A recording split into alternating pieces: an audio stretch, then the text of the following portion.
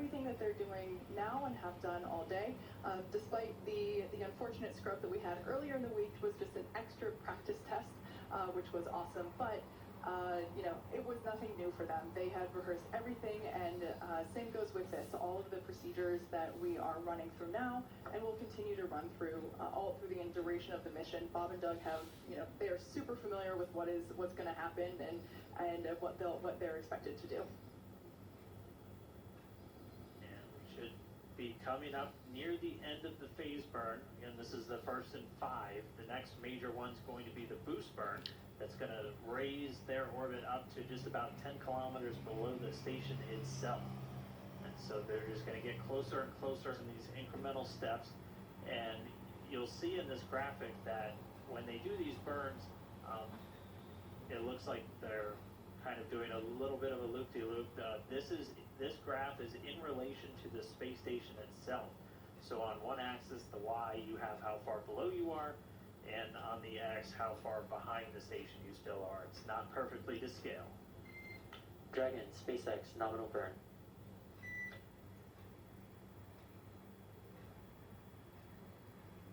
Nominal burn.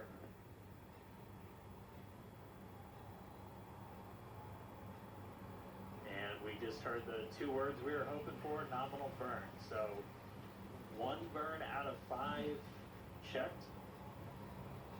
So that was the first one. The next one coming up is going to be the boost burn in about an hour and 24 minutes.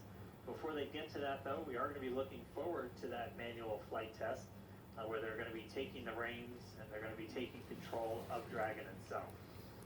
Yeah, so in preparation for that moment, I highly encourage you all to check out the simulation that we have on SpaceX.com.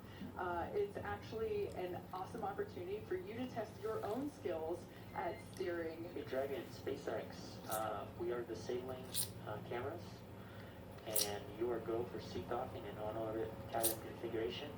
Note that camera caps, which will be tethered, can be found in location 8, and cameras are currently configured.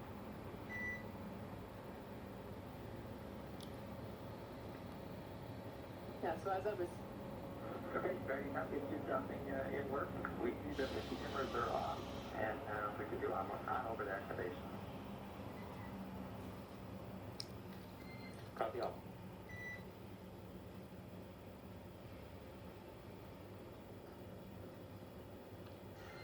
And Dragon, also at your convenience, if you can confirm that the gas detectors are off location 14.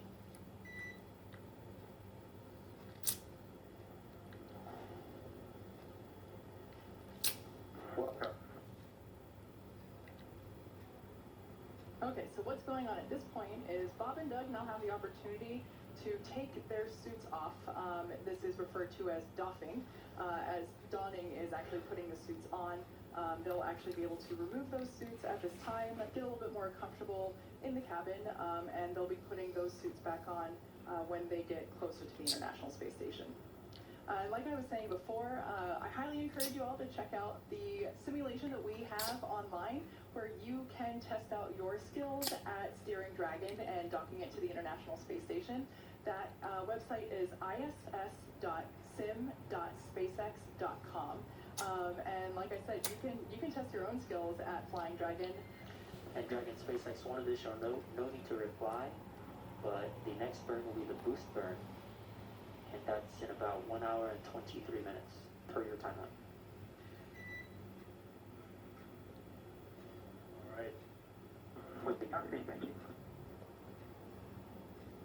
Yeah, definitely give the Crew Dragon docking demonstration a try. It's a lot of fun. It gives you a pretty good appreciation of just how difficult it is to fly and maneuver in space when you're not just thinking about going forward and backward. You have every axis imaginable that you have to worry about.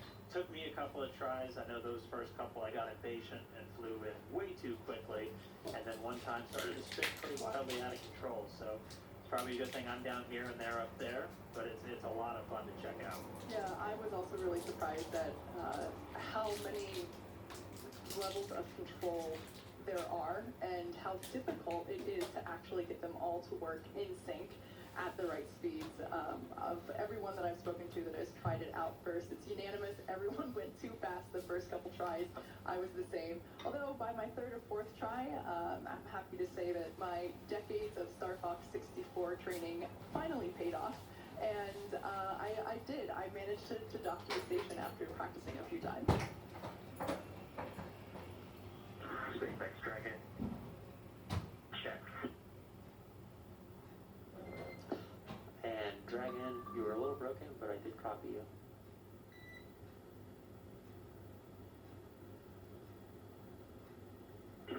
How about this time? I'm here on the cabin mic. Loud and clear on the cabin mic. Copy that. We have either say.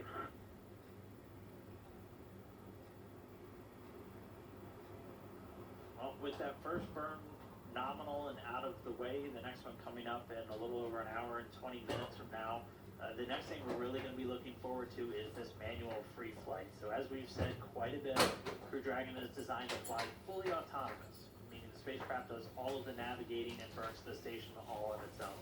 There are manual override controls, though, on the spacecraft that enables the astronauts to step in, take control should any issues arise. And to test out those controls, Bob and Doug are about to do the first of 2 planned manual maneuvers inside Dragon. So they'll be using the touchscreen controls that we've seen at various points in the webcast, the crew display panel, and they'll practice putting Dragon in what's known as LVLH attitude. LVLH, or local vertical, local horizontal configuration, means that they'll use Earth itself as a guide and reorient Dragon with the nose